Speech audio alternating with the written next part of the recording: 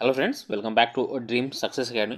दोस्तों, थोड़ा सा इधर जो है बिजी शेड्यूल होने के कारण और आउट ऑफ स्टेशन होने के कारण आप लोग का जो है प्रैक्टिस सेट 3-4 दिन तक बाधित रहा, जिसके लिए मैं क्षमा प्रार्थी हूँ। किंतु आज से जो है आपका रेगुलर प्रैक्टिस सेट स्टार्ट हो जाएगा। तो इस वीडियो में हम लोग बिहार एसएससी इंटर लेवल भर्ती परीक्षा 2024 के लिए, ठीक है, देखिए, प्लेटफॉर्म पब्लिकेशन के जो वॉल्यूम 2 बुक आया है, इसके सेट नंबर 3 को कवर करेंगे। ठीक है, अब बता दूं कि वॉल्यूम 1 को करा दिया गया है और वॉल्यूम 2 का जो है सेट नंबर 1 से लेकर 2 तक को हम लोग कवर कर चुके हैं। ठीक है, यदि आप लोगों ने उस वीडियो को नहीं देखा हो तो प्लेलिस्ट में जाइए, वहाँ से आपको सारे वीडियो मिल जाएंगे। और अन्य प्रकाशन के भी, जैसे कि खान सर पब्लिकेशन के, ज्ञान बिंदु जीएस एकेडमी और क्राउन पब्लिकेशन में भी प्रैक्टिस सेट कराए गए हैं। तो वो सारे जो है आपको प्लेलिस्ट में अवेलेबल हैं, उसे आप जरूर चेकआउट करें। दोस्तों, तो पहला जो क्वेश्चन है काफ़ी इंपॉर्टेंट क्वेश्चन है। देखिए कि कह रहा है कि भारतीय पैरा एथलीटों ने चीन के वांगझू में आयोजित एशियाई पैरा खेल में कुल कितने स्वर्ण पदक जीतकर इतिहास रच दिया।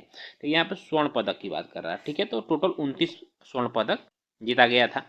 और देखिए, यदि कुल पदक की बात करें तो कुल 107 पदक जीते गए। ठीक है, यहाँ से क्वेश्चन बन सकता है कि एशियाई पैरा एथलीट जो खेल हुआ था, इसका आयोजन कहाँ हुआ था, यार ये चीन में हुआ था और चीन के वांगझू शहर में हुआ था। ठीक है, शुभंकर पूछ सकता है कि इसका शुभंकर क्या था, तो ये याद रखिए, इसका शुभंकर जो आपको फेई फेई था। ठीक है, ध्वजवाहक आपसे पूछ सकता है, तो ध्वजवाहक में पारुल परमार थे जो कि बैडमिंटन से संबंधित है, और अमित कुमार थे जो कि थ्रोवर हैं। ठीक है, तो ये चीज़ें आप जरूर याद रखिएगा। देखिए, पैरा खेलों का आयोजन जो है कभी भी जब कोई, जैसे कि ओलंपिक होता है, एशियाई खेल होता है, तो इसके बाद फिर जो विकलांग खिलाड़ियों के लिए जो है पैरा एथलीट का आयोजन करा जाता है। क्वेश्चन नंबर 2 है कि भारतीय मूल के किस लेखिका को ब्रिटिश एकेडमी बुक प्राइज 2023 प्रदान किया गया है। तो यह नंदिनी दास को किया गया है। किसको? नंदिनी दास को। किस लिए किया गया? इन्होंने लिखा है कोटिंग इंडिया पुस्तक लिखा है, कोटिंग इंडिया पुस्तक लिखा है, उसके लिए इन्हें यह पुरस्कार दिया गया है। ठीक है, चलिए अगला क्वेश्चन, क्वेश्चन नंबर 3 कि यूनेस्को द्वारा अमूर्त सांस्कृतिक विरासत की सूची में शामिल गरबा किस राज्य से संबंधित है। तो गरबा जो यह गुजरात राज्य से संबंधित है, जिसे यूनेस्को के अमूर्त सांस्कृतिक विरासत में शामिल किया गया है। ठीक है, चलिए एक क्वेश्चन आपका गुजरात से संबंधित आ सकता है कि सेमी कंडक्टर नीति शुरू करने वाला प्रथम राज्य कौन है। यह गुजरात है, इसे भी याद रखिएगा। यह आपको करंट से रिलेटेड अच्छा क्वेश्चन है, इसलिए मैंने बता दिया रखा है। क्वेश्चन नंबर 4 है कि उत्तर कोरिया और दक्षिण कोरिया को अलग करने वाली अंतर्राष्ट्रीय सीमा रेखा को किस नाम से जाना जाता है। सैन्य सीमांकन रेखा कहा जाता है। क्या? सैन्य सीमांकन रेखा, या फिर इसे 38वीं समानांतर रेखा भी कहा जाता है। और 38वीं समानांतर रेखा जो है ये आपको उत्तर कोरिया तथा दक्षिण कोरिया को एक दूसरे से अलग करता है। ठीक है, देखिए, रेड क्लिफ रेखा भारत तथा पाकिस्तान के बीच में है। 49वां समांतर रेखा यह कनाडा तथा यूएसए के बीच में। 24वां पैरेलल रेखा यह भी भारत और पाकिस्तान के बीच में, जरूर याद रखिए। तो इस रेखा को नहीं जानते हो, भारत तथा पाक के बीच भी आपको 24वीं पैरेलल रेखा भारत और पाकिस्तान के बीच है। क्वेश्चन नंबर 5 है कि भूटान की सीमा इनमें से किस भारतीय राज्य से जुड़ी नहीं है। देखिए, भूटान कह रहा है तो भूटान से असम लग जाता है, सिक्किम लगता है, पश्चिम बंगाल लगता है, उड़ीसा जो है, क्योंकि उड़ीसा, देखिए आपको उड़ीसा यहाँ पे है, भूटान हमारा यहाँ पे है, तो यहाँ पे असम, पश्चिम बंगाल और सिक्किम तो लगता है, किंतु उड़ीसा यहाँ पे होने के कारण यह किसी भी कंट्री से अपनी सीमा रेखा नहीं लगाता है। क्वेश्चन 6 किस देश या भारतीय राज्य को प्राचीन समय में कामरूप के नाम से जाना जाता था। तो कामरूप असम को पहले कहा जाता था। ठीक, असम को प्राचीन समय में कामरूप के नाम से जाना जाता था। और जो अभी गुवाहाटी शहर है, याद रखिए, गुवाहाटी शहर, इसको प्राग ज्योतिषपुर, क्या? प्राग ज्योतिषपुर नाम से जाना जाता था। ठीक, चलिए अभी वर्तमान में असम के मुख्यमंत्री कौन है, इस आप कमेंट बॉक्स में बताइए। भारत के किस राज्य को लुढ़कती पहाड़ियों की भूमि के नाम से जाना जाता है। तो मिजोरम को जो है लुढ़कती पहाड़ियों की भूमि के नाम से जाना जाता है, इसे याद रखिएगा। ठीक है, देखिए, मिजोरम की यदि बात करें तो मिजोरम पहले असम का भाग, या यह असम राज्य का ही हिस्सा था। ठीक है, किंतु 1972 ईस्वी में इसे असम से अलग कर दिया गया, और 1972 ईस्वी में एक यूनियन टेरिटरी यूटी बना दिया गया, यानी एक केंद्र शासित प्रदेश बना दिया गया। फिर इसको 1987 ईस्वी में, ठीक है, पूर्ण राज्य का दर्जा दिया गया। क्या? 1987 में पूर्ण राज्य का दर्जा दे दिया गया, तब से जो है मिजोरम एक अलग राज्य है। क्वेश्चन नंबर 8 है कि विद्या पिलई किस खेल से संबंधित है। देखिए, विद्या पिलई का संबंध जो है ये आपको स्नूकर से, किसी स्नूकर से है। ठीक है, नेक्स्ट क्वेश्चन है कि मंगल आर्बिटर मिशन, जिसे हम मॉम के नाम से भी जानते हैं, मंगलयान को किस वर्ष प्रक्षेपित किया गया था? तो मंगलयान को सन 2013 इसमें सबसे पहले प्रक्षेपित किया गया था। ठीक है, अभी यहाँ से क्वेश्चन एक वर्तमान में बन सकता है कि चंद्रयान 3, कौन सा? चंद्रयान, याद रखिएगा चंद्रयान, ठीक है, 3 का प्रक्षेपण कब किया गया? तो ये इससे 2023 में किया गया था, इसे जरूर याद रखिए। ठीक है, जो कि चंद्रमा के साउथ पोल पर उतरने वाला प्रथम कंट्री भी भारत बना। क्वेश्चन नंबर 10 है कि रविन्द्रनाथ टैगोर को किस वर्ष नोबेल पुरस्कार से सम्मानित किया गया था? तो सबसे पहले याद रखें, नोबेल पुरस्कार जो है इसकी शुरुआत सन 1901 ईस्वी में किया गया था। ठीक है, डायनामाइट के आविष्कारक कौन थे? अल्फ्रेड नोबेल के, ठीक है, स्मृति में। और यह पुरस्कार 1913 ईस्वी में, जो कि साहित्य के क्षेत्र में, दिया गया था रविन्द्रनाथ टैगोर को। ठीक है, एशिया का प्रथम व्यक्ति जिसे नोबेल पुरस्कार दिया गया वो आपको रविन्द्रनाथ टैगोर ही थे। ठीक है, चलिए क्वेश्चन नंबर आपका 11 का प्रसिद्ध पुस्तक उपन्यास जो पोस्ट ऑफिस के लेखक कौन है? काफी ये क्वेश्चन अच्छा, पोस्ट ऑफिस के लेखक जो है आपको रविन्द्रनाथ टैगोर ही। कौन? रविन्द्रनाथ टैगोर है। ठीक है, अनटचेबल पुस्तक के लेखक मुल्कराज आनंद है। पंचतंत्र के लेखक विष्णु शर्मा है। ठीक है, आनंद मठ बंकिम चंद्र चटर्जी के द्वारा लिखा गया है। क्वेश्चन नंबर 12 है कि मलेशिया की प्रशासनिक राजधानी कौन सी है?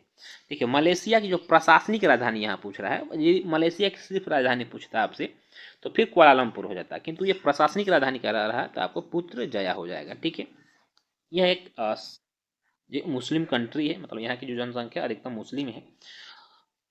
अंडमान एवं निकोबार द्वीप समूह बंगाल की खाड़ी में भारतीय मुख्य भूमि के किधर स्थित है बताना आपको। तो देखिए, सबसे पहले ये भारत हो गया। ठीक है, यहाँ आपको अंडमान एंड कार निकोबार मिलेगा। ठीक, अंडमान एंड निकोबार द्वीप समूह मिलेगा। ये कहाँ? ये आपको दक्षिण हो गया या पूर्व हो गया। ठीक है, ये आपको कहाँ स्थित है? दक्षिण तथा पूर्व में। इसको साथ बोलेंगे ना, इसको ईस्ट बोलेंगे। यह दक्षिण पूर्व में स्थित है। ठीक है, देखिए अंडमान और निकोबार को जो है यहाँ से बीच से एक लाइन होती है जिसे 10 डिग्री चैनल कहते हैं। 10 डिग्री चैनल जो है अलग करती है। ठीक है, देखिए अंडमान का राजधानी कहाँ है? आपको पोर्ट ब्लेयर। पोर्ट ब्लेयर कहाँ है? आपको है दक्षिणी अंडमान में, दक्षिणी अंडमान में। और देखिए जो अंडमान है ना, यह भी 3 भागों में बटा है। यहाँ पे हो गया आपको उत्तरी अंडमान, एक मध्य अंडमान और एक दक्षिणी अंडमान। तो उत्तरी अंडमान, जो अंडमान निकोबार का जो सबसे ऊंची चोटी है सैडल पीक, वह आपको कहाँ? उत्तरी अंडमान में। और ये क्वेश्चन जो है बिहार दरोगा के मेंस में आया था कि जो उत्तरी जो सैडल पीक है वह किस अंडमान के किस क्षेत्र में? ऑप्शन दिया था कि मध्य अंडमान, उत्तरी अंडमान तथा दक्षिणी अंडमान। तो ये आपको उत्तरी अंडमान में, इसे भी जरूर याद रखिएगा। ठीक है, देखिए इसको आप यदि मैप के माध्यम से समझिएगा ना तो काफ़ी आसान होगा चीज़ों को याद करने में। क्वेश्चन नंबर 14 है कि किस राज्य ने बसों में महिलाओं को मुफ्त यात्रा प्रदान करने के उद्देश्य से महालक्ष्मी योजना शुरू किया है? तो महालक्ष्मी योजना जो है आपको यह तेलंगाना सरकार के द्वारा शुरू किया गया। इसके तहत जो है बसों में महिलाओं को मुफ्त यात्राएं कराई जाएंगी। इसी के तहत एक योजना और जो है आपको बता दूं कि गृह लक्ष्मी योजना, ठीक है, जो कि तेलंगाना राज्य के द्वारा ही शुरू किया गया है। इसके तहत जो भी महिला SC ST तथा BC OBC महिलाएं हैं उनको वित्तीय लाभ दिया जाएगा। क्या? वित्तीय लाभ दिया जाएगा। क्वेश्चन नंबर 15 है केंद्रीय अप्रत्यक्ष कर और सीमा शुल्क बोर्ड जिसे CBIC ने भारत और किस देश के बीच electronic origin data exchange system launch किया है? यह जो है वो दक्षिण कोरिया के साथ किया गया है। किसके साथ? दक्षिण कोरिया के साथ। तो दक्षिण कोरिया में एक उत्सव मनाया जाता है, सारंग उत्सव। कौन सा? सारंग उत्सव। ठीक है, जो कि भारतीय उत्सव है और यह उत्सव आपको दक्षिण कोरिया में ही मनाया जाता है। ठीक है, चलिए ठीक है, आपको 16 से लेकर, ठीक है, बाकी के आगे जो 15 क्वेश्चन है यानी 30 तक मैथ और रीजनिंग क्वेश्चन, इसके लिए मैं आपको PDF शेयर कर दूंगा। कहाँ? टेलीग्राम पर, जिससे आप मैथ और रीजनिंग प्रश्नों को बना लीजिएगा। क्वेश्चन नंबर 31 है कि मिस वर्ल्ड प्रतियोगिता 2023 किस देश में आयोजित किया गया? तो यह भारत के जम्मू कश्मीर में आयोजित किया गया था। वह हड़प्पाकालीन नगर जिसका प्रतिनिधित्व लोथल का पुरातत्व स्थल करता है किस नदी तट पर स्थित है? देखिए लोथल कहाँ स्थित है पूछ रहा है, तो यह आपको भोगवा नदी के तट पे है, स्थित है, गुजरात में है। इसकी खोज जो है सन 1954 ईस्वी में रंगनाथ राव के द्वारा किया गया था। किसके? रंगनाथ राव के द्वारा किया गया था। ये क्वेश्चन आपसे पूछ सकता है। ठीक है, 33 भारतीय राष्ट्रीय कांग्रेस ने पहला असहयोग आंदोलन किस वर्ष शुरू किया था? ठीक है, पहला असहयोग आंदोलन की बात करते हैं, यह 1920 में शुरू किया गया था। चंपारण आंदोलन 1917 महात्मा गांधी के द्वारा शुरू किया गया था। 1928 में बारडोली आंदोलन हुआ था। ठीक है, सरदार वल्लभ भाई पटेल के नेतृत्व में। नेक्स्ट क्वेश्चन है कि महात्मा गांधी जब द्वितीय गोलमेज सम्मेलन सभा में भाग लेने लंदन गए थे तब कहाँ ठहरे थे, तो वो याद रखिए किंग्सले हॉल में ठहरे थे। ठीक है, देखिए कांग्रेस के तरफ से, ठीक है, गोलमेज सम्मेलन में सिर्फ एक बार जो है महात्मा गांधी प्रतिनिधित्व करने के लिए गए थे, द्वितीय गोलमेज सम्मेलन 1931 ईस्वी में। ठीक है, किंतु वहां पर दलित वर्ग को अलग प्रतिनिधित्व, अलग निर्वाचन प्रतिनिधित्व देने के मामले में जो है बात दोनों में नहीं बनी, और वो फिर वो गोलमेज सम्मेलन को छोड़कर आ गए और पुनः आकर जो है सविनय अवज्ञा आंदोलन को स्टार्ट कर देते हैं। ठीक है, सविनय अवज्ञा आंदोलन की शुरुआत सन 1930 ईस्वी में किया गया था। क्वेश्चन नंबर 35 है कि आजाद हिंद फौज दिवस किस तिथि को मनाया जाता है। तो आजाद हिंद फौज दिवस जो है आपको प्रति वर्ष 12 नवंबर को मनाया जाता है। 12 नवंबर 1945 को पहली बार बनाया गया था। आजाद हिंद फौज का गठन जो है आपको रास बिहारी बोस तथा कैप्टन मोहन सिंह के नेतृत्व में किया गया था, किंतु इसके जो सेनापति थे, ठीक है, प्रधान सेनापति फिर सुभाष चंद्र बोस को बना दिया गया था। आजाद हिंद सरकार यदि कहे तो फिर आपका सुभाष चंद्र बोस हो जाएगा। आजाद हिंद सरकार का गठन जो है सुभाष चंद्र बोस के द्वारा किया गया था। निम्नलिखित में से नृत्य का शास्त्रीय रूप कौन सा है। देखिए मणिपुर शास्त्रीय नृत्य है भांगड़ा, चांग, मयूरभंज का छऊ। तो देखिए जो भांगड़ा है मणिपुरी जो है ना, यह आपको एक शास्त्रीय नृत्य का रूप है। ठीक है, भारत में अभी तक 8 शास्त्रीय नृत्य, कौन सा 8 शास्त्रीय नृत्य, ठीक है, किंतु अब जो है छऊ जो है अभी 9वीं शास्त्रीय नृत्य का दर्जा दे दिया गया है, तो इसे भी याद रखिएगा। ठीक है, ऑप्शन नंबर ए और बी दोनों सही हो जाएगा, किंतु ये मणिपुरी ज़्यादा बेटर है क्योंकि बहुत पहले ही इसको शास्त्रीय नृत्य का दर्जा दिया जा चुका है। मयूरभंज में जो छऊ लोक नृत्य है इसको अब दिया गया है। तो अब जब आपसे क्वेश्चन आएगा तो शायद ये दोनों ऑप्शन में ना रहे। ठीक है, चलिए दोनों रहेगा तो इनमें से क्या 1 और 2 दोनों सही हो जाएगा। क्वेश्चन नंबर 37 है किस भारतीय राज्य में सामाजिक उत्सव छपार मेला आयोजित किया जाता है। देखिए छपार मेला का आयोजन जो होता है यह पंजाब में किया जाता है। हाँ, पंजाब में किया जाता है। ठीक है, बिहार में जो है आपको सोनपुर मेला लगता है। क्वेश्चन नंबर 38 के पश्चिमी तटीय मैदान के विभाजन के संदर्भ में निम्नलिखित में से कौन सा युग में सुमेलित नहीं है। देखिए महाराष्ट्र पश्चिम कह रहा है, महाराष्ट्र का कोंकण तट सही है, गुजरात का काठियावाड़ तट सही है, केरल का कोरोमंडल तट, केरल का कोरोमंडल तट ये गलत हो जाएगा। केरल में जो है आपको मालाबार तट है, कौन सा मालाबार तट है। ठीक है भाई, कर्नाटक मंगलोर तट ये सही है। कोरोमंडल तट जो होता है यह आपको देखिए ये भारत का नक्शा हो गया, यहाँ आपको आंध्र प्रदेश हो गया, ठीक है, और ये आपको तमिलनाडु हो गया। तो इसके बीच के जो तट है इसको हम कोरोमंडल तट के नाम से जानते हैं। यहाँ गुजरात से काठियावाड़ तट स्टार्ट होता है गोवा तक, गोवा से लेकर कर्नाटक तक जो है हम कोंकण तट बोलते हैं। ठीक है, या कन्नड़ तट बोलते हैं, और कर्नाटक से लेकर केरल तक को हम मालाबार तट बोलते हैं, इसे भी याद रखिएगा। ठीक है, चलिए क्वेश्चन 39 के भारत में पहली कपड़ा मिल कहाँ संचालित की गई थी। तो जो भारत में पहली कपड़ा मिल बना का संचालन किया गया था यह कलकत्ता में किया गया था, यह आपको बॉम्बे में शुरू हुआ था। ठीक है, निम्नलिखित समस्याओं में से कौन सी समस्याएं भारतीय अर्थव्यवस्था के निरंतर रूप से जुड़ी हुई है। तो निरंतर रूप से जो जुड़ी हुई है तो इनमें से मुद्रास्फीति भी है, चालू खाता घाटा और राजकोषीय घाटा, ये चारों हैं। ठीक है, ऑप्शन नंबर डी आपका सही आंसर हो जाएगा। ठीक है, चलिए क्वेश्चन नंबर 41 है कि निम्न में से किसे म्यूनिक समझौता में शामिल नहीं किया गया था। देखिए म्यूनिक समझौता जो है ना यह सन 1938 ईस्वी में होता है। ठीक है, जिसमें कि जर्मनी, इटली, ब्रिटेन और फ्रांस, यह लिख दे रहा हूं मैं, जर्मनी, ठीक है, इटली, ब्रिटेन, ठीक है, तथा फ्रांस ने भाग लिया था। ठीक है, तो इसमें रूस को शामिल नहीं किया गया था। निम्न में से अजात शत्रु के वंश का क्या नाम है। देखिए अजात शत्रु का जो वंश था यह हर्यक वंश से संबंधित था। हर्यक वंश का संस्थापक को बिंबिसार था और इसके पुत्र था अजात शत्रु, जिसने अपने पिता की हत्या कर राजगद्दी पर बैठा। अजात शत्रु की हत्या उसका पुत्र उदयन ने कर दिया। ठीक है, तो इसे पितृहंता वंश के नाम से भी जाना जाता है। क्वेश्चन 43 है निम्नलिखित में किस वंश की शासिका रानी द्युदा थी। ठीक है, रानी द्युदा जो थी यह उत्पल वंश की शासिका थी। किसकी, उत्पल वंश। उत्पल वंश जो है आपको यह जम्मू एंड कश्मीर से संबंधित है। ठीक है, इसके बाद लोहार वंश, कारकोट वंश, ये तीनों जो है आपको जम्मू एंड कश्मीर में वंश से थी। ठीक है, चलिए क्वेश्चन नंबर 44 भारतीय उपमहाद्वीप में लौह का सर्वप्रथम साहित्यिक संदर्भ किससे मिलता है। तो लोहे का जो साहित्यिक स्रोत मिलता है यह जो आपको यजुर्वेद में मिलता है। कहाँ, यजुर्वेद में। ठीक है, लोहे को हम श्याम अयस तथा कृष्ण अयस के नाम से भी जानते हैं। क्या? श्याम अयस, ये क्वेश्चन आप जो है पूछ सकता है, श्याम अयस तथा कृष्ण अयस किस, ठीक है। क्वेश्चन 45 के माजुली द्वीप जो दुनिया का सबसे बड़ा नदी डेल्टा है कहाँ स्थित है? कि माजुली द्वीप जो है दुनिया का सबसे बड़ी नदी द्वीप है और यह आपको असम में स्थित है। कहाँ? असम में ब्रह्मपुत्र नदी के बीचों बीच स्थित है। इसके चारों तरफ से ब्रह्मपुत्र नदी जो है बहती है, ठीक है। चलिए देखिए आगे आपको 46 से लेकर 60 तक के जो प्रश्न है मैथ और रीजनिंग के, बाकी 61 से जो है जीके जीएस के प्रश्न स्टार्ट होंगे, ठीक है। देखिए 61 से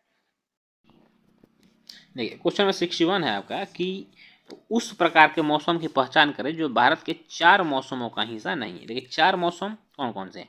देखिए तो दक्षिण पूर्व मानसून, देखिए मैप यदि आप समझिएगा तो इसको साउथ हो गया, ये पूरा आपका ईस्ट हो गया और ये वेस्ट हो गया, ठीक है, ये नॉर्थ हो गया। देखिए जो भारत में वर्षा होता है ना, मैक्सिमम जो 70 से 80% भारत में वर्षा होता है वो आपको दक्षिण और पश्चिम, ठीक है, इस मानसून की वजह से होता है। यह बंगाल की खाड़ी से निकलता है और अरब सागर होते हुए इसे होते हुए पूरे भारत में जो है आपको वर्षा कराता है, ठीक है। तो ये तो हो गया गर्मी का मौसम है, सर्दी का मौसम है, क्योंकि दक्षिण पूर्व मानसून का मौसम जो ये दक्षिण पूर्व मानसून नहीं होता है, ठीक है। तो ये आपको गलत हो जाएगा, ऑप्शन नंबर ए। चलिए नेक्स्ट क्वेश्चन है, भारत के सेवानिवृत्त राष्ट्रपति के लाभों के संबंध में निम्नलिखित में से कौन सा कथन जो है सही है? तो देखिए बता रहे हैं आपको इसको, कथन पढ़ते पहले, भारत के पूर्व राष्ट्रपति भी 2.5 लाख की मासिक पेंशन के हकदार होंगे, ठीक है जी, बिल्कुल सही है, ये होंगे। वे वह एक निजी सचिव, एक निजी सहायक, एक अतिरिक्त निजी सचिव, 2 चपरासी और प्रतिवर्ष 1 लाख तक के कार्यकाल व्यय सहित एक सचिवीय स्टाफ के हकदार होंगे, भी सही है, ठीक है। आपका वे रेल, हवाई टिकट, स्टीमर द्वारा एक व्यक्ति के साथ भारत में कहीं भी उच्चतम श्रेणी की निःशुल्क यात्रा के भी हकदार होंगे, आपको ये भी सही है। तो ऑप्शन नंबर 1, 2 और 3 क्या है? तीनों जो है राष्ट्रपति के संदर्भ में कथन सही, तो ये आपका सही हो जाएगा। क्वेश्चन नंबर आपका 63 के निम्नलिखित में किसके द्वारा महाधिवक्ता की नियुक्ति की जाती है? देखिए महाधिवक्ता हो जाता है ना, यह एडवोकेट जनरल जिससे कहते हैं, तो यह राज्य में होता है और इसके राज्य में जब होगा तो इसकी नियुक्ति राज्यपाल जो है संविधान के जो आर्टिकल 165 है के तहत करता है, ठीक है। देखिए महाधिवक्ता का जो कार्यकाल होता है यह राज्यपाल के प्रसाद पर्यंत होता है, जब तक राज्यपाल चाहे तब तक यह अपने कार्य तब तक यह अपने पद पर रह सकता है। देखिए महाधिवक्ता का जो योग्यता होता है यह जो उच्च न्यायालय के एक जज का होना चाहिए वो होता है, और यह जो है राज्य के कानूनी सलाहकार होता है। जिस तरह से जैसे केंद्र में बात करें तो केंद्र में आपको अटॉर्नी जनरल होते हैं, ठीक है। नेक्स्ट क्वेश्चन, संविधान प्रारूप समिति के समक्ष प्रस्तावना का प्रस्ताव किसने रखा था? ठीक है, तो देखिए इसका जो प्रस्ताव है आपको जवाहरलाल नेहरू ने 13 दिसंबर, ठीक है, याद रखिए 13 दिसंबर सन 1946 ईस्वी को रखा था, ठीक है। क्वेश्चन नंबर 65, देखिए बिहार सोशलिस्ट पार्टी का गठन कब हुआ था? देखिए बिहार सोशलिस्ट पार्टी कर रहा था तो इसकी स्थापना सन 1931 ईस्वी में हुआ था, किंतु कांग्रेस सोशलिस्ट पार्टी का है तो फिर इसकी स्थापना 1934 ईस्वी में हो जाएगा, इसे जरूर याद रखें। सन 1930 में जो है आपको सविनय अवज्ञा आंदोलन स्टार्ट किया गया था। पाकिस्तान की पहली महिला प्रधानमंत्री कौन थी? तो यह बेनजीर भुट्टो थी, ठीक है। भारत की पहली महिला प्रधानमंत्री आपको इंदिरा गांधी थी, और विश्व की पहली महिला प्रधानमंत्री कौन थी ये कमेंट बॉक्स में बताइए, आप लोगों को पता होगा, स्टैटिस्टिक्स का क्वेश्चन है। क्वेश्चन नंबर 67 देखिएगा, म्यांमार कब आज़ाद हुआ था? देखिए समझिए म्यांमार जो है पहले एक आज़ाद कंट्री था, किंतु 1885 है, ठीक है, लॉर्ड डफरिन के द्वारा इसे भारत में मिला लिया गया था, ठीक है। इसके बाद जो भारत शासन अधिनियम सन 1935 आया, इसके तहत म्यांमार को भारत से अलग कर दिया गया 1937 में फिर से, और इसके बाद जो है जो आज़ादी मिली ये 4 जनवरी 1948 ईस्वी को भारत की आज़ादी के बाद जस्ट कुछ महीने बाद जो है आपको म्यांमार को भी आज़ाद कर दिया गया। क्वेश्चन नंबर 68 के रूस की मुद्रा का नाम क्या है? रूस की मुद्रा का नाम रूबल है। क्वेश्चन नंबर 69 के हिंदी किस लिपि में लिखी जाती है? तो हिंदी आपको यह देवनागरी लिपि में लिखी जाती है। चलिए क्वेश्चन नंबर 70 है कि किस पंचवर्षीय योजना के समय भारत में पंचायती राज व्यवस्था प्रथम बार लाया गया था? ये पंचायती राज व्यवस्था सन 1959 ईस्वी में प्रथम बार लाया गया था, और उस समय द्वितीय पंचवर्षीय योजना का कार्यकाल था। देखिए द्वितीय पंचवर्षीय योजना पर जो है भारी उद्योगों को प्राथमिकता दिया गया था, और यह जो है पीसी महालनोबिस के मॉडल पे आधारित था, ठीक है। इसका जो कार्यकाल था 1956 से लेकर 61 ईस्वी तक था, इसे जरूर याद रखिएगा। ठीक है। देखिए जो पंचायती राज व्यवस्था था इसको बलवंत राय मेहता समिति की सिफारिश पर लाया गया था। क्वेश्चन 21 है कि पंचायतों एवं नगर पालिकाओं के संबंध में भारतीय संविधान में किस वर्ष प्रावधान किया गया था? 1993 ईस्वी में प्रावधान किया गया था। ठीक है। अगला क्वेश्चन यह है कि पंचायती राज व्यवस्था का मूल उद्देश्य क्या सुनिश्चित करना है? विकास में जन भागीदारी, सही है। राजनीतिक जवाबदेही, लोकतांत्रिक विकेंद्रीकरण, आपका ये हो जाएगा। वित्तीय संग्रहण, फाइनेंशियल मोबिलाइजेशन, वित्तीय संग्रहण इसमें नहीं होगा, बाकी राजनीतिक जवाबदेही होता है। ठीक है, पंचायतों का भी। तो 1, 2 और 3 जो है ऑप्शन नंबर आपका ये इज द राइट आंसर हो जाएगा। ठीक है। चलिए क्वेश्चन नंबर 23 के देश में सर्वाधिक समृद्धि दर प्राप्त की गई थी कब? कह रहा है कि देश में सर्वाधिक वृद्धि दर यानी किस पंचवर्षीय योजना के तहत प्राप्त की गई थी? ये आपको 10वीं पंचवर्षीय योजना के तहत सबसे अधिक जो है समृद्धि दर प्राप्त की गई थी। इसे जरूर याद रखिए, कभी कभी ये क्वेश्चन आपके बनने की संभावना है, अब पूछ भी देता है। ठीक है। चलिए क्वेश्चन नंबर आपका 23 के देश में सर्वाधिक समृद्धि दर प्राप्त तो हो गया। क्वेश्चन नंबर 24 है कि 5वीं पंचवर्षीय योजना का मूल उद्देश्य क्या था? ठीक है, 5वीं पंचवर्षीय योजना का जो मूल उद्देश्य था यह VVI करके क्वेश्चन याद रखिएगा, इंपॉर्टेंट क्वेश्चन है। गरीबी हटाओ का नारा दिया गया था इसमें। क्या? गरीबी हटाओ का नारा दिया गया था। ठीक है। तो ये क्वेश्चन आपसे पूछ सकता है कि 5वीं पंचवर्षीय योजना का मूल उद्देश्य क्या था? याद रखिएगा, गरीबी हटाओ। ठीक। क्वेश्चन नंबर 25 है कि प्रधानमंत्री जन धन योजना के संदर्भ में निम्नलिखित कथन पर विचार करना है आपको। ठीक है। और इसके बाद बताना कि इनमें से कौन सा कथन जो सही है। इसे वर्ष 2014 में शुरू किया गया था, बिल्कुल सही है। प्रधानमंत्री जन धन योजना को 2014 में शुरू किया गया था और इसके तहत बहुत अधिक मात्रा में खाते खुलवाए गए थे ताकि जो है व्यक्तियों को डायरेक्ट जो सरकारी लाभ है उसको मिल पाए। तो इसके अंतर्गत लोगों को बैंक खाता खोलने के लिए प्रोत्साहित किया गया, सही है। इसका उद्देश्य बचत को बढ़ावा देना तथा साथ ही सरकारी योजनाओं के अंतर्गत मिलने वाली, ये भी देखिए आपका कथन सही है। तो 1 और 2 3 यानी ये सही आपको, यानी ये सभी जो है कथन सही है। क्वेश्चन 26 देखिए, यहाँ से आपका मैथ और रीजनिंग क्वेश्चन स्टार्ट होते हैं। अब 91 देखते हैं। देखिए 90 तक हो गया मैथ और रीजनिंग। 91 कह रहा है कि नौकरी पेशा लोगों के बीच, ठीक है, नौकरी पेशा यानी जो भी नौकरी करने वाले लोग हैं उनके बीच लोकप्रिय बचत योजना लोक भविष्य निधि, जिसे हम PPF के नाम से जानते हैं, पब्लिक प्रोविडेंट फंड, पर वर्तमान में कितना ब्याज दर मिल रहा है? तो यह 7.1% ब्याज दर मिल रहा है। ठीक है। चलिए क्वेश्चन नंबर 92 है कि निम्नलिखित में से किसने मिल्खा सिंह को फ्लाइंग सिख का खिताब दिया था? ठीक है, फ्लाइंग सिख का जो नाम दिया था यह आपको अयूब खान के द्वारा दिया गया था, जनरल अयूब खान। और यह जो उस समय पाकिस्तान के वर्तमान जो है राष्ट्रपति थे। ठीक है। और इन्होंने मिल्खा सिंह को दौड़ते हुए देखा तो कहा कि यह फ्लाइंग सिख है। ठीक है। देखिए मिल्खा सिंह का बेटा का नाम है अभी जीव मिल्खा सिंह, जो कि गोल्फ से संबंधित है और वो गोल्फ खेलते हैं। ठीक है। चलिए क्वेश्चन 93 है कि 1979 से ग्रामीण विकास का एक व्यापक कार्यक्रम प्रारंभ किया गया था जिसका उद्देश्य ग्रामीण बेरोजगारी कम करना। इस योजना का नाम क्या था? तो इसका जो नाम था समन्वित ग्रामीण विकास कार्यक्रम। ठीक है। ये समन्वित ग्रामीण विकास कार्यक्रम की शुरुआत सन 1928 ईस्वी में किया गया था, जिसका मूल उद्देश्य जो था वो ग्रामीण जो बेरोजगारी था उसको कम करना था। ठीक है। देखिए राष्ट्रीय विस्तार योजना की शुरुआत सन 1953 ईस्वी में किया गया था, इसे भी याद रखिएगा। राष्ट्रीय कृषि विकास योजना की शुरुआत 2007 ईस्वी में किया गया था और राष्ट्रीय गोकुल मिशन की योजना की शुरुआत 2014 में किया गया था। ठीक। नेक्स्ट क्वेश्चन है भारत में गरीबी अनुमानों का आधार क्या है? देखिए भारत में गरीबी का यदि अनुमान लगाना है, ठीक है, तो इसका जो मूल आधार है वह परिवार का उपयोग व्यय, option number C is the right answer. ठीक है, कि एक परिवार जो कितना उपयोग करता है उसके आधार पर गरीबी का अनुमान लगाया जाता है। क्वेश्चन 95 है कि भारत की किस पंचवर्षीय योजना के अंतर्गत समाजवादी सिद्धांतों को अपनाया गया था? वो द्वितीय पंचवर्षीय योजना का इस सिद्धांतों पर आधारित था। ठीक है। चलिए क्वेश्चन 96 है किस ताप पर जल का घनत्व तो अधिकतम होता है? ठीक है, जल का घनत्व तो जो अधिकतम होता है यह 4 डिग्री सेल्सियस जल का घनत्व जो होता है क्या होता है? अधिकतम होता है। किंतु देखिए यहाँ पे घनत्व जो पूछ रहा है यह केल्विन में पूछ रहा है, तो 277 केल्विन, कितना? 277 केल्विन पर जल का घनत्व जो है सबसे अधिक होता है। Option number C is the right answer. Next question है दो कण कुछ दूरी पर रखे गए हैं, यदि दोनों कणों के दरम्यान दोगुने कर दिए जाएं तो उनके बीच की दूरी अपरिवर्तित रखें तो इनके बीच का गुरुत्वाकर्षण बल कितना हो जाएगा? यह आपको क्या हो जाएगा? 4 गुना हो जाएगा। ठीक है। क्वेश्चन नंबर आपका 98 है कि दो समानांतर धारावाही तार जिनमें एक ही दिशा में विद्युत धारा प्रवाहित हो रही है, ठीक है, मान लो ये तार हो गया आपका, एक ही दिशा में विद्युत धारा प्रवाहित हो रही है, ठीक है, तो एक दूसरे को आकर्षित करते हैं। इसका कारण क्या है, तो इनके बीच जो चुंबकीय बल है वह कार्य करता है, ठीक है, इनके बीच चुंबकीय बल कार्य करता है। ऑप्शन नंबर डी जो है आपका सही हो जाएगा, ठीक है।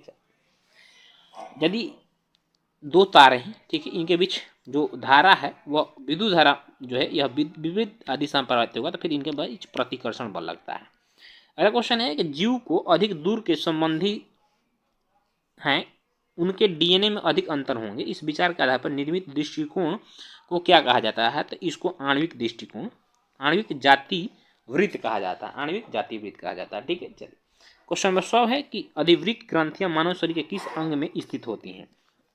अड्रिनल ग्रंथि की बात कर रहा है, तो यह जो है आपको जो किडनी होता है ना, वृक्क यानी वृक्क के जस्ट ऊपर एक छोटी सी ग्रंथि होती है जो कि हार्मोन स्रावित करती है, और इससे जो हार्मोन निकलते हैं उसे हम फाइट एंड फ्लाइट हार्मोन यानी लड़ो और उड़ो हार्मोन्स के नाम से भी जानते हैं, ठीक। तो option number D right answer. देखिए हृदय जो होता है मनुष्य का, हृदय का वजन जो होता है यह 300 ग्राम होता है, ठीक, और यह 4 कोष्ठकीय होता है, ठीक है। यकृत का वजन लगभग 1.5 से 2 kg तक होता है, कितना 1.5 से 2 kg तक होता है, और मानव शरीर का जो सबसे बड़ी ग्रंथि जो है आपको यकृत ही है। अगला क्वेश्चन है कि दाद किस प्रकार की बीमारी है, तो यह आपको क्या है, कवकीय बीमारी है। साधारण नमक का रासायनिक नाम NaCl होता है, सोडियम क्लोराइड होता है, ठीक है, sodium chloride option number C हो जाएगा। नेक्स्ट क्वेश्चन है चंद्रमा के पृष्ठ के निकट मुक्त रूप से गिरते विभिन्न द्रव्यमानों के दो पिंडों में जस्ट क्या होगा, ठीक, तो इनके वेग किसी भी क्षण क्या हो गए, समान हो जाएंगे, ठीक। क्वेश्चन नंबर 4 का धारावाहक तार कैसा होता है, तो यह न्यूट्रल होता है, कैसा होता है, यह न्यूट्रल होता है, ठीक है, यानी कोई भी चार्ज नहीं होता है।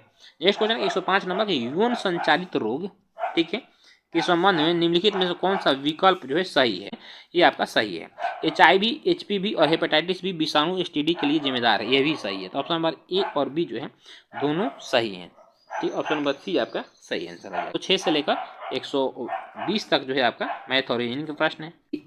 आप उस प्रकार की औषधि को क्या कहते हैं जो प्राकृतिक संदेशवाहक की नकल करके ग्राही को सक्रिय कर देता है, तो इसको हम लोग जो है एगोनिस्ट के नाम से जानते हैं, क्या, इसे एगोनिस्ट के नाम से जाना जाता है। क्वेश्चन नंबर 122 है अपस्मार, ठीक है, देखिए अपस्मार को हम लोग मिर्गी के नाम से भी जानते हैं। इस तरह का कौन सा अंग प्रभावित होता है, तो इससे जो है मस्तिष्क प्रभावित होता है। इसमें व्यक्ति जो है अछूड़ होकर गिर जाता है और मुंह से झाग निकलना आता है, हाथ पैर काम करना बंद कर देते हैं, मतलब काफ़ी झिनझिनाहट टाइप का हो जाता है। तो ऐसे व्यक्तियों को जो है आग और पानी से दूर रखना चाहिए और ऐसे कार्य नहीं कराने चाहिए जहाँ पे खतरा हो, ठीक है। चलिए नेक्स्ट क्वेश्चन देखिएगा, DNA के एकल क्षारक युग्म के परिवर्तन को क्या कहते हैं, तो इसको बकवास उत्परिवर्तन कहते हैं, क्या, बकवास उत्परिवर्तन। अगला क्वेश्चन है कि इनमें से किस तत्व का घनत्व तो अधिकतम होता है, तो देखिए इसमें पूछ रहा है किस तत्व का, ठीक है, तो ऑस्मियम जो होता है, ऑस्मियम का घनत्व सबसे अधिक होता है। यदि तरल में बात करते हैं पारा का हो जाएगा।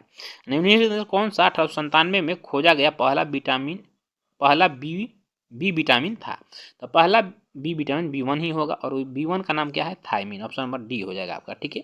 देखो राइबोफ्लेविन जो है विटामिन B2 का नाम जो है राइबोफ्लेविन है, विटामिन B7 का नाम आपको बायोटीन है, ठीक है। चलिए यदि किसी का बाल झड़ रहा हो तो बालों को रोकने में जो सहायक विटामिन B7 है, तो आप विटामिन B7 का प्रयोग कर सकते हैं, ठीक है। चलिए क्वेश्चन नंबर आपका 126 है, कौन सा जो कोशिका अंग कोशिका के अंदर विषैले पदार्थ या औषधि को आविष रहित करने में मुख्य भूमिका निभाते हैं। देखिए चिकनी अंतर्द्रव्य जालिका, इसको ही हम लोग ER के नाम से जानते हैं, यानी इंडोप्लाज्मिक रेटिक्यूलम, ठीक है। देखिए इसके दो पार्ट होते हैं, ठीक है, ये दो पार्ट हो गए, एक खुरदरा होता है और एक चिकना होता है, ठीक है। जो खुरदरा होता है ना, इसी पे आपको राइबोसोम का निर्माण होता है, राइबोसोम होता है, और इसी पे जो है आपको प्रोटीन का निर्माण होता है, और चिकना जो होता है यहाँ पे वसा का निर्माण होता है, वसा का, ठीक है। चलिए अगला क्वेश्चन है कि यदि कोई विलयन नीले लिटमस पेपर को लाल रंग में बदल देता है तो इस विलयन का pH मान क्या होगा, तो यह 7 से कम होगा, यानी क्या होगा, यह अम्ल होगा। अम्ल क्या करता है कि नीला लिटमस को लाल रंग में बदल देता है, ठीक है। चलिए और क्षार जो होता है वह लाल को नीले में बदल देता है। क्वेश्चन नंबर 128 है कि वंशागति नियम की खोज किसने किया था, तो वंशागति का नियम का खोज ग्रेगर मेंडल के द्वारा किया गया था। ह्यूगो ड्यूवेरिन उत्परिवर्तन के सिद्धांत को दिया था, ठीक है, और विकासवाद के सिद्धांत को चार्ल्स डार्विन ने दिया था। क्वेश्चन 129 है, किस हार्मोन के स्रावण के कारण हृदय की धड़कन एवं श्वसन दर में एक साथ वृद्धि हो जाती है, यानी कौन सा हार्मोन निकलता तब ऐसी परिस्थितियां उत्पन्न होती है? तो इससे एड्रेनाइल जब हार्मोन निकलता है तो हृदय का जो धड़कन और श्वसन होता है यह दोनों बढ़ जाता है। ठीक है, ठीक है। एस्ट्रोजन हार्मोन यह महिलाओं में पाया जाता है। क्वेश्चन 130 है, निम्नलिखित में से कौन सा पदार्थ उध्रुवपातन की प्रक्रिया से गुजरता है? उध्रुवपातन की प्रक्रिया से गुजरने वाला जो पदार्थ है यह आपको आयोडीन है। ठीक है, उध्रुवपातन प्रक्रिया उससे कहते हैं जब किसी हम ठोस को, ठीक है, गर्म करते हैं, क्या करते हैं, ठोस को मान लीजिए गर्म करते हैं तो यह बिना द्रव हुए वाष्प में परिवर्तित हो जाता है। ठीक है, बिना द्रव के वाष्प में परिवर्तित हो जाता है, जिससे आपको नेप्थलीन हो गया या कपूर हो गया, आयोडीन हो गया। ठीक है, तो आयोडीन जो है यह ऊर्ध्वापातन प्रक्रिया के परिणाम स्वरूप ही मिलता है। क्वेश्चन 131 है, मानव में जैव प्रक्रियाओं का नियंत्रण और नियमन होता है किसके द्वारा? ठीक है, तो यह जो आपका तंत्रिका और अंतःस्रावी तंत्रों के द्वारा होता है। क्वेश्चन 132 है, अन्योन्य प्रेरकत्व का मात्रक क्या? अन्योन्य प्रेरकत्व का जो मात्रक है यह आपको हेनरी हो जाएगा। क्या? हेनरी हो जाएगा। ठीक है, चलिए अगला क्वेश्चन है क्वेश्चन 133 कि निम्न प्रजातियों में किसमें एक परमाणु की ऑक्सीकरण संख्या 6 है? तो किसकी ऑक्सीकरण संख्या जो 6 है, देखिए ये आपको ऑप्शन नंबर डी जो है इसका ऑक्सीकरण संख्या जो है 6 हो जाएगा। ठीक है, चलिए क्वेश्चन 134 है कि समुद्री तट के सहारे कोहरे के निर्माण का कारण क्या है? यानी कि समुद्र तट के किनारे जो कोहरा होता है वह किसके कारण होता है? तो यह अभिवहन प्रक्रिया के कारण होता है। क्या? अभिवहन प्रक्रिया के कारण होता है। ठीक है, चलिए दोस्तों, यदि सेशन अच्छा लगता हो तो प्लीज़ एक बार सेशन को आप लोग लाइक जरूर करें। देखिए आप लोग के सपोर्ट से ही हम लोग जो मोटिवेट होते हैं, आपका सपोर्ट और मेरा सपोर्ट से ही हम दोनों आगे बढ़ सकते हैं। तो आप चैनल पर जरूर, यदि चैनल पर पहली बार चैनल को जरूर सब्सक्राइब करें, और पहले से यदि हैं तो फिर आपका बहुत बहुत धन्यवाद है। ठीक है, चलिए और अंतिम और लास्ट प्रश्न देखें कि निम्नलिखित में से कौन सा कथन जो है यह गलत है? ठीक है, देखिए ट्रोजर यूजर के संपर्क में फैलता है, संपर्क से फैलता है। ठीक है, ईमेल और अटैचमेंट खोलना या इंटरनेट से फाइल डाउनलोड करना और निष्पादित करना, ये तो सही हो जाएगा। ट्रोजन क्या है? देखिए ट्रोजन एक मालवेयर है। ठीक है, जो सिस्टम में एक्टिवेट हो जाता है, वहाँ से जो मूल्यवान डेटा है वह चुरा लेता है। ठीक है, स्पाई की तरह कार्य करता है। ट्रोजन एक वैध सॉफ्टवेयर की तरह दिखता है वैध सॉफ्टवेयर की तरह। ठीक है, ट्रोजन स्वयं को दोहराता है और अन्य फाइलों की को संक्रमित करता है, ये गलत हो जाएगा। देखिए इसमें दोहराने की प्रक्रिया नहीं है, मगर कुछ ट्रोजन सिस्टम में दुर्भावनापूर्ण जो उपयोगकर्ता पहुंच देने के लिए बैकडोर बनाते हैं, ये आपका सही हो जाएगा। तो ऑप्शन नंबर सी जो है जाएगा, तो ये कंप्यूटर एंड साइंस का क्वेश्चन था, तो ये गलत हो जाएगा। ठीक है, बाकी देखिए आगे 36 से लेकर 150 तक के जो प्रश्न है ये मैथ और रीजनिंग है। तो आज का सेशन आपको कैसा लगा कमेंट करके आप जरूर बताइएगा, और फिर मिलेंगे इसके नेक्स्ट एपिसोड में। तब तक आप अपना स्टडी को अच्छे से करिए, मस्त रहिए, खुश रहिए। जय हिंद, वंदे मातरम।